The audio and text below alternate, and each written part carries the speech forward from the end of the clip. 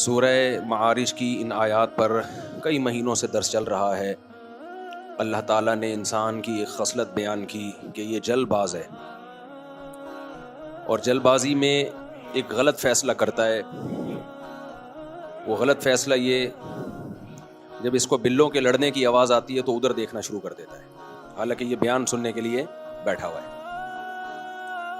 جب بھی بیان چل رہا ہو نا، کوئی بھی کام ہوگا، لوگ ادھر دیکھنے شروع کر دیں گے۔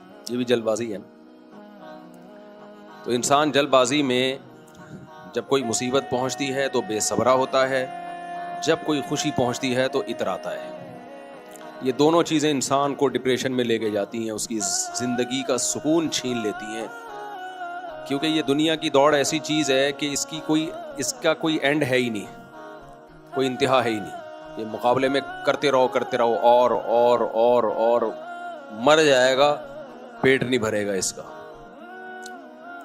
تو اس لیے اللہ نے فرمایا کہ اگر تم چاہتے ہو زندگیوں میں سکون آ جائے اور ایک اچھی زندگی گزرے تمہاری، تو چند علامتیں اپنے اندر پیدا کر لو،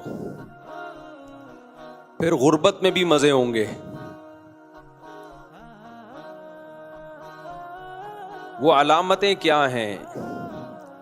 سب سے پہلی بات، الا المصلین، اپنا تعلق اللہ سے مضبوط کرو۔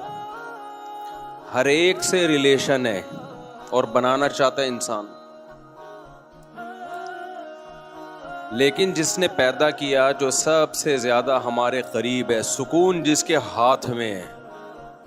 نبی صلی اللہ علیہ وسلم نے فرمایا کہ دل جو ہے نا، دل یہ اللہ کی 2 انگلیوں کے بیچ میں ہے، جیسے چاہتا ہے گھما دیتا ہے۔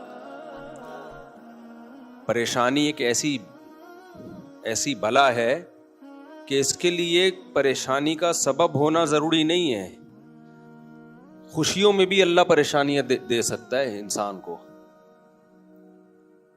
اور غموں میں بھی خوش رکھ سکتا ہے۔ تو نبی نے فرمایا کہ انسان کا جو دل ہے، بین اصبعی الرحمن، اللہ کی 2 انگلیوں کے بیچ میں۔ 2 انگلیاں اس لیے کہا کہ ایک انگلی سے کنٹرولنگ مشکل ہوتی ہے، تو ہمیں سمجھانے کے لیے کہ 2 انگلیوں کو تو جو گھمانا ہے بس اللہ کو، صحیح ہے نا۔ ہمارے دل کو اللہ نے ایسے گھمانا ہے، ایسے گھما دیا ٹینشن، اس طرح گھما دیا خوش۔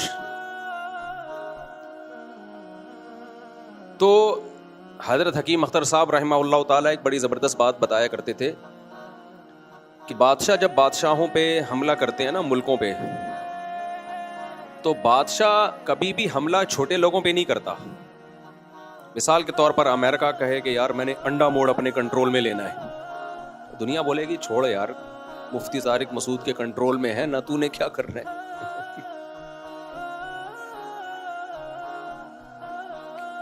ایسے کنٹرول میں میرے بھی نہیں ہے، ایک مثال دے رہا ہوں۔ تو امریکہ جب حملہ کرے گا بھائی، وہ کسی بڑے کنٹری پہ وار کرنے کی کوشش کرے گا، یا ایسی جگہ جہاں وسائل بہت زیادہ نکلنے کا چانس ہو۔ ایسے چھوٹے موٹے ملکوں پہ، چھوٹے موٹے علاقوں پہ وہ اپنا ٹائم ویسٹ نہیں کرے گا۔ ہاں، انڈا موڑ میں سونے کی کان نکل آئی تو بولے گا بھائی پھر قبضہ کرنا ہے۔ تو بادشاہ ہمیشہ بادشاہوں پہ حملہ کرتے ہیں، بڑے لوگوں پہ حملہ کرتے ہیں۔ اللہ بادشاہ ہے پوری کائنات کا۔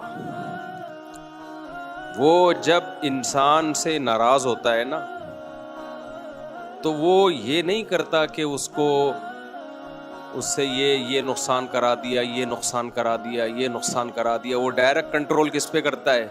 دل پہ۔ کہتا ہے اس سے سکون چھین لو، اس سے سکون چھین لو، سب کچھ ہوتے ہوئے ٹینشن دو اس کو۔ تو تبھی قرآن کیا کہتا ہے؟ فَلَنُحْيِيَنَّهُ حَيَاةً طَيِّبَةً، کہ جو لوگ بھی میری اطاعت کریں گے، پیغمبروں کی بات کو مان کے چلیں گے، ہم ان کو ایک بہترین زندگی دیں گے، پاکیزہ زندگی، اٹریکٹیو زندگی دیں گے۔ اور جو میرے ذکر سے، میری یاد سے، میرے احکام سے اعراض کریں گے، مجھ سے اپنا ریلیشن مضبوط نہیں بنائیں گے، تو ہم کیا کریں گے؟ فَإِنَّ لَهُ مَعِيشَةً ضَنْكَ، ان کو دنیا میں ہی تنگ زندگی دے دیں گے۔ اب دیکھو، ایک طرف قرآن کہہ رہا ہے کہ کافروں کی مستیوں کو دیکھ کے متاثر مت ہو، لا یغررک تقلب الذین کفروا فی البلاد، کافر جو زمین میں عیش کر رہے ہیں ان سے متاثر نہ ہو. دوسری طرف اللہ کہتا ہے میں نافرمانوں کو تنگ زندگی دوں گا.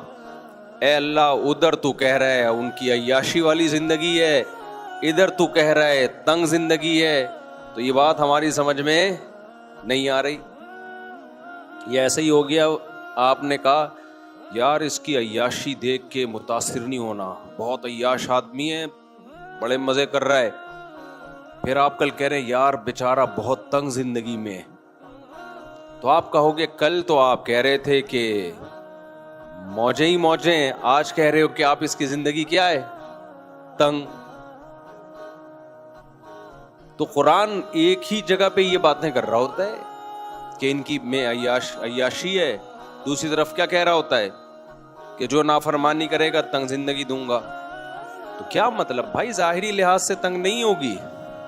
بعض لوگ جیلوں میں بھی خوش زندگی گزار دیتے ہیں، جیلوں میں بھی خوش رہ کے گزار دیتے ہیں. بعض لوگ 1000 گز کے بنگلے میں جہاں ٹینشن کی کوئی چیز نہیں ہے وہاں بھی بستروں پہ رات کو ڈپریشن سے تڑپتے ہیں. وجہ کیا ہے بھائی؟ دل کس کے ہاتھ میں ہے؟ بولو، اللہ کے ہاتھ. بین اصبعی الرحمن، رحمان کی 2 انگلیوں کے بیچ میں اللہ گھما دیتا ہے. تو ہمارے حضرت مفتی رشید احمد صاحب رحمہ اللہ تعالیٰ اس پہ بہت زور لگایا کرتے تھے کہ خدا کی نافرمانی کر کے کوئی خوش رہ ہی نہیں سکتا، کہ ہو نہیں سکتا کہ خدا کو ناراض رکھو اور پھر آپ خوش بھی ہو. اللہ نہیں پنپنے دے گا آپ کو. وقتی خوشی ہوتی ہے گناہ کی، وقتی، وہ تو چرسی کو گناہ کی جو خوشی ہے نا، وہ پتہ ہے کیسی خوشی ہے؟ جیسے ہیروئن چی کو ہیروئن ملے تو کتنا خوش ہوتا ہے کہ نہیں ہوتا؟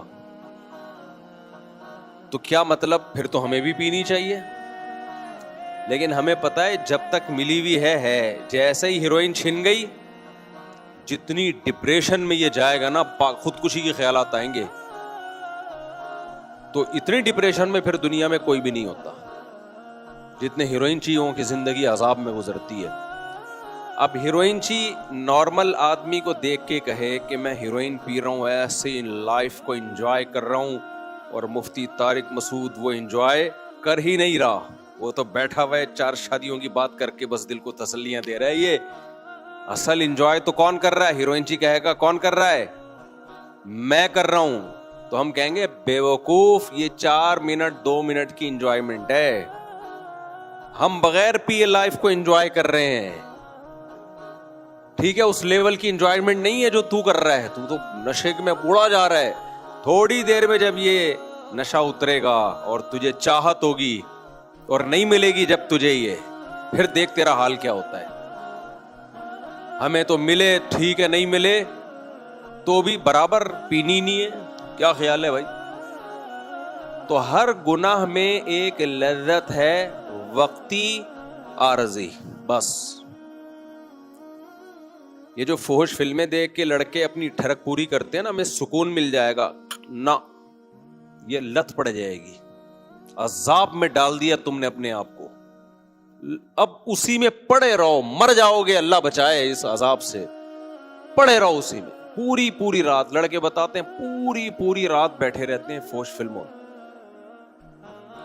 کتنا ٹائم برباد، پھر پوستیوں کی طرح پڑے ہوئے سوتے رہتے ہیں. کتنا وقت برباد. پھر یہ ٹھڑک ختم نہیں ہوتی، پھر دوبارہ.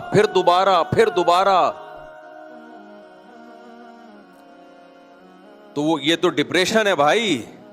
سکون میں تو ہے جس کو عادت ہے ہی نہیں.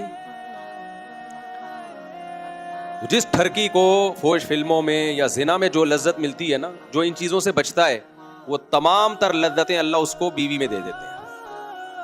وہ تمام تر لذتیں اللہ اس کو کہاں دے دیتے ہیں؟ حلال میں. کیونکہ اس کی نظریں دائیں بائیں ہیں ہی نہیں. اس کو اپنی بیوی چاہے وہ بدصورت ہی کیوں نہ ہو. یہ انسان کی نفسیات ہے. جب وہ بیسیوں قسم کی، دیکھو میں ایک مثال سے بات سمجھاتا ہوں. جب آپ کے سامنے ادھر ماش کی دال، ادھر مونگ کی دال، ادھر، بلکہ پہلے ایک دوسری مثال دیتا ہوں. آپ کو شدید بھوک لگ رہی تھی اور شدید پیاس لگ رہی تھی، 2 دن سے کھایا نہیں آپ نے، اور آپ کے سامنے آ گئی مسور کی دال. اور روٹی طبیعت سے پھوڑے گا نا آدمی، کیا خیال ہے؟ طبیعت سے پھوڑ دے گا، کچھ ہے ہی نہیں اور اس کے سامنے، تو روٹی ہے اور کیا ہے؟ بولو، دال، دال روٹی.